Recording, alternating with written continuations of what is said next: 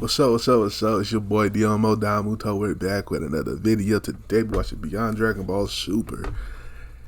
And we're watching we're watching Destroyer the Grizzlor targets the Saiyans. Beast Gohan versus Beerus training hour. Oh shit. So them niggas start gonna verse that big grizzly nigga. So and then Gohan and Beerus. I'm interested in the Gohan and Beerus thing. So, shit, we ain't about to waste no time. We'll get into it, right? Make sure y'all like, comment, subscribe as well before we get into it. You know what I'm saying?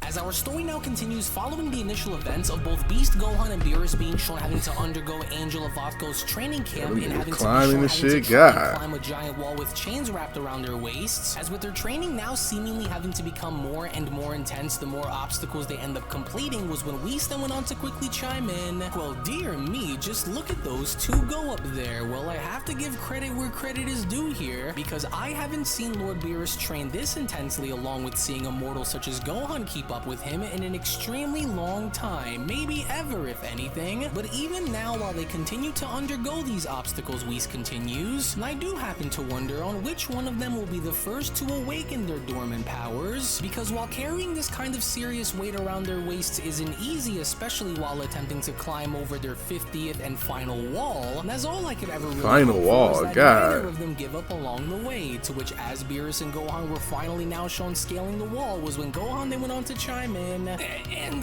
there we finally go. Almost there. Just one more pull and there we finally made it to the top. As Beerus responds, oh no you don't. You aren't climbing over the edge here before me, mortal. And so there.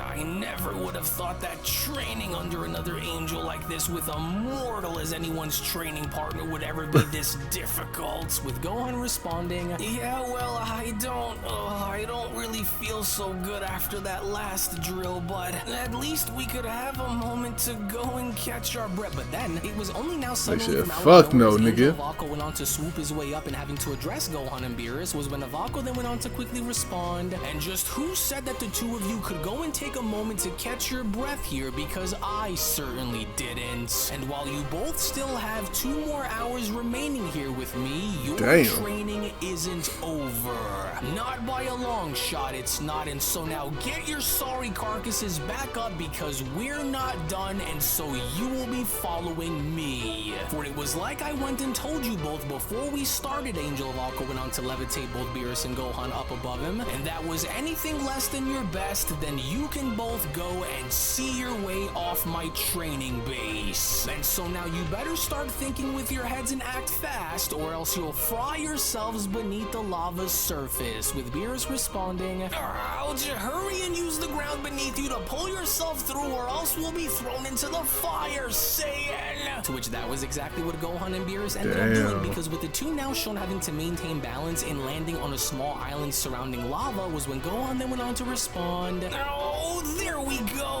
Oh, and that was an extremely close call as well, but what exactly does he want us to go and whoa, what in the world, Gohan utters, but how is he already here just waiting for us like this? He's so fast. That nigga a top angel. So now for your final test, Avoca responds, you will both go and spend the remaining time that we have in combat against one another, and you will not stop fighting until I either say for you to stop, or until you are both finally evolved and past the points of where you are now. And so engage.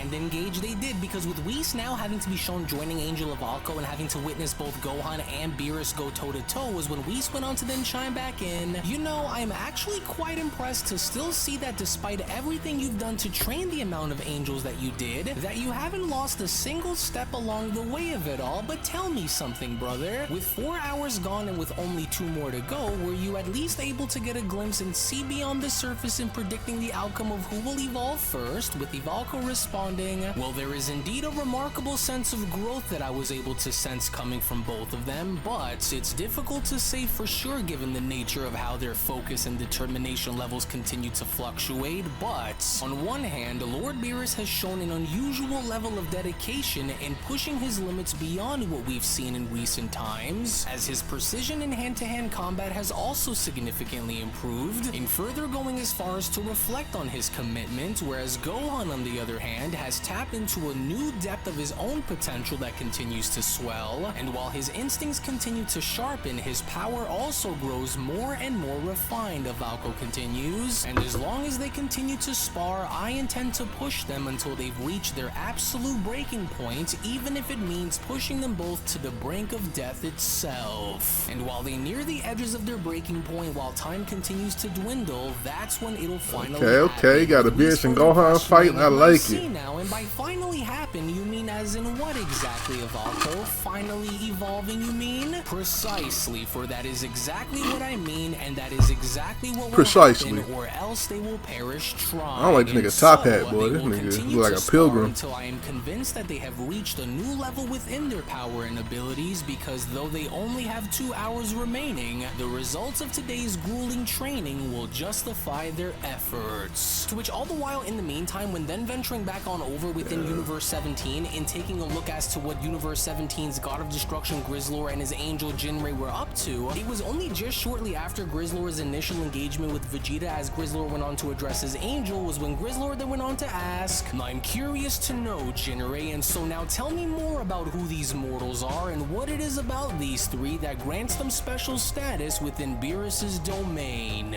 For these aren't the same mortal warriors which you had told me about prior who had bested Lord Reno and Lord Cobras now, is it? Or are these three rather new to us, gods of destruction?" As Angel Jinrei went on to then respond, "Well, certainly, my lord, but yes, these two are indeed the Saiyan warriors who were said to have briefly bested both Lord Cobras and Lord Reno in battle. However, who they are by their nature goes a little deeper than what you may end up seeing on the surface, my lord, for you see, those two over there who go by Goku and Vegeta have been trained by my brother Whis and Lord Beerus, in thus making them direct students of their Universe 7's God of Destruction and Angel Attendant," Jinrei continues. And to further add on to this ever so interesting layer of information about those two, they are also among the very few living mortals who have managed to harness and wield the powers of both a destroyer and an angel. And as Goku over there, who goes by Kakarot wearing the orange outfit, who is mentored by my brother Whis, has ultimately gone as far as to develop incredible instinctual combat skills, reflecting the traits of an angel, while Vegeta, the one whom just tried to attack you, who was trained by Lord Beerus, rather follows a different path and embodies the raw power and destructive capabilities that are similar to that of a god of destruction. And as the unique skills and traits shaped by their respective masters, Jinrei continues, set them apart from any other mortals within Lord Beerus's domain. And although their unique blend of skills and traits cultivated by their divine mentors grants them a special status in Beerus's realm, they each appear to, however, struggle with their own internal demons while pushing to strive and become the very best that they could possibly be, which interestingly also allows for them to each be stronger than a few of the other gods of destruction that we know of. But by no means, of course, does this mean that they each have the strength to be stronger than every god of destruction either. And so while they both can certainly be pushed to the edge of their limits and beyond, Jinrei continues, they are still both very far away from being perfect warriors, and so this is why they are minor exceptions to Beerus's rule. But the third and bigger one out of the group, however, who goes by Broly, Jinrei adds, is a Saiyan of unprecedented raw power from Universe 7, but unlike Goku and Vegeta, he has not trained under the guidance of my brother Whis or Lord Beerus, for his discovery was rather recent, with his potential, of course, being vastly large but extremely unstable, Jinrei continues. And while Broly does not exhibit the godly powers that Goku and Vegeta have achieved, his inner rage and immense power make him far more incredibly dangerous than the other two in combat, and as he also appears to have harnessed the primal strength of his great ape lineage as well, Jinrei continues, which significantly, of course, goes on to boost his combat capabilities in making him a far more formidable opponent, but by no means stronger than a destroyer while ignited in battle, as Grizzlor went on to turn his back by responding, "What a waste of space, for one of them being untrained while the other two struggle to maintain consistency. These mortals aren't even worth my time, even if they are he talking shit like that. little lackeys, as they'll go and do nothing after taking their meals away, and so I have other matters to attend to before I am to take my rest and hibernate for the time being. And so do make sure to see these little bugs away and out of my universe so that I may go back to my business, Jinrei. Vegeta, listen, Goku then went on to quickly calmly intervene. This may not be the right place or the right time for us to be engaging against another god of destruction like this. Yeah, but Vegeta. Unless you really want to go and do this, then I'm not going to have you go and do it alone out there, so just please try him. But then, it was only just before Goku even had the opportunity to go as far as to finish his sentence where Vegeta had gone as far as to cut in by responding, "Whether Vegeta ain't you this feel the need stupid, to bro. go and jump in or not is none of my concern, Kakarot. But one thing that I will not go and do is I will not have this overgrown animal talk down to us as if all of our efforts throughout the years were all for nothing." To which seconds later, within that very moment, as Vegeta was then shown transforming back into Ultra Ego before dashing towards Grizzlor, was when Angel Jinrei then went on to chime back in. "Oh, look there, you see, Lord Grizzlor? I told you that this one here was able to wield the power of a destroyer, and now you could at least see that for yourself and measure this mortal's power in seeing where he stands compared to you." As Goku then went on to quickly shout, "Oh wait, Vegeta, we don't know what it is that we're going up against here, and so you have to,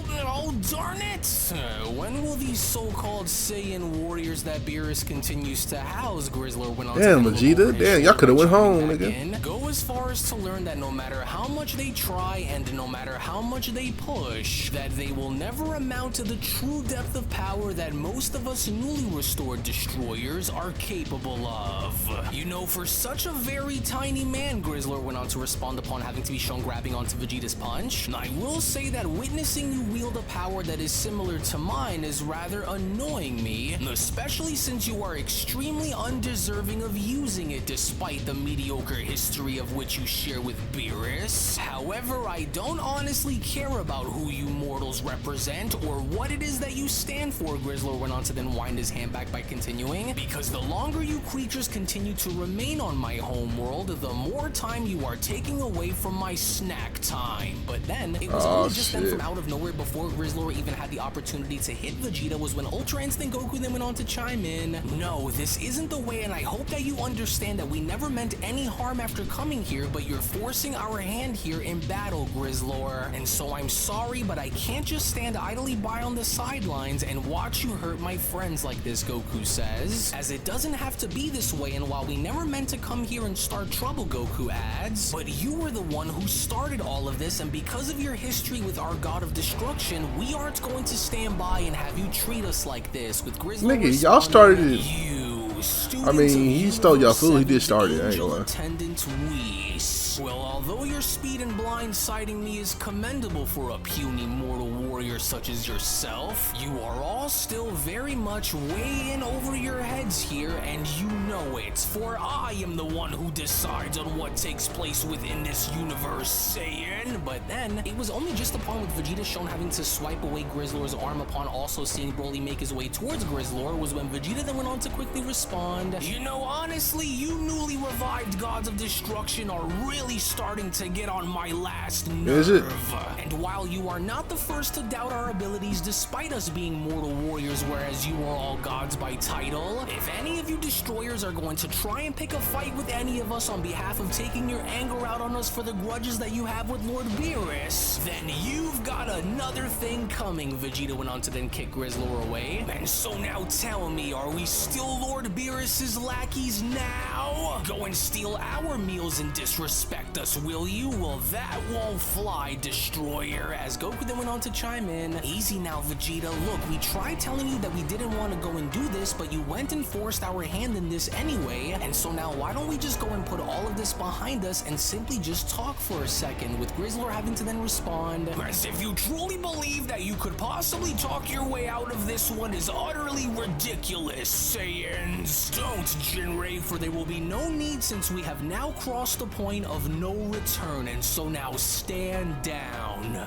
you What was he doing? mortal creatures, in all my time as ruler of the 17th universe, Grizzlor went on to then wipe his mouth by responding, never had there ever been a day where I would live In to all my see years of mortals teaching, draw blood I ain't against never me seen in battle like this, but now that I had to see it for myself in order for me to believe it, this now changes everything. And since I originally had intended to go into hibernation before I found myself having to pay that bastard Beerus a little visit within Universe 7, and since I originally had intended to go into hibernation before I found myself having to pay that bastard Beerus a little visit within Universe 7, it would only now seem as though there have been a change of plans, because if these scrawny mortal creatures thought that they didn't call have you my scrawny. attention I ain't gonna lie, I ain't before, taking that. well, now they have it, as Vegeta went on to then respond, what?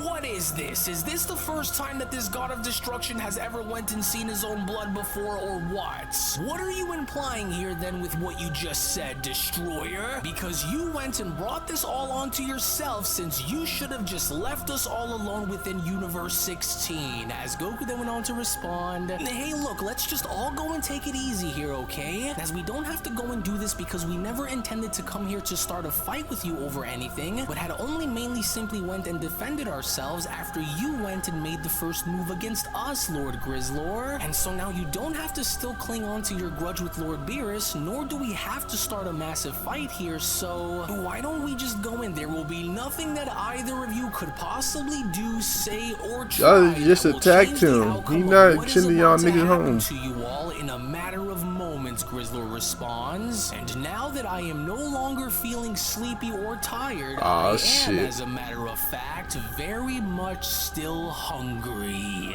I don't like the looks of this, you guys, Goku says. But wait, so if you're no longer feeling tired but you're hungry, then why don't we all just go and take a moment to cool down and just get something to eat together then, huh? I ain't gonna lie, Goku, you acting like a little bitch right now.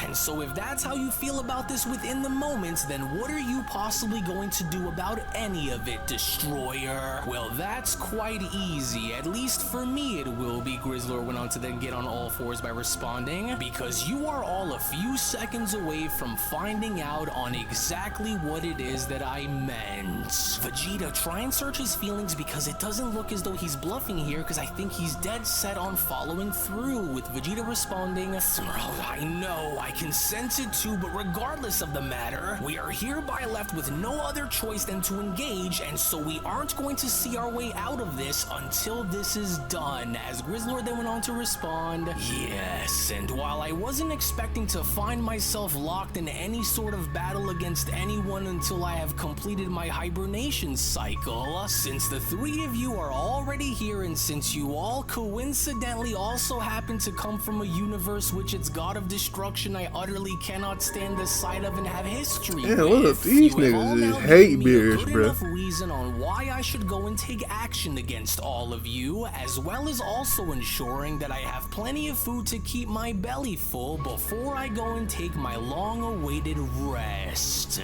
Yes, and while the three of you should have taken the chance to leave my domain without the need to push back against it, I am going to make sure that I have plenty of extra food that's here waiting for me by the time I finally wake back up from my long-awaited slumber, as it was only right then and there during that moment where the Beyond Dragon Ball Super Story of the Resurrected Fallen Gods of Destruction, the Universe 17 Saga Manga Chapter number 2 special then comes to a close. Well, I ain't gonna lie, boy, Grizzlor ain't about to play with them niggas. I already tell. I'm really interested in that Beerus and Gohan training.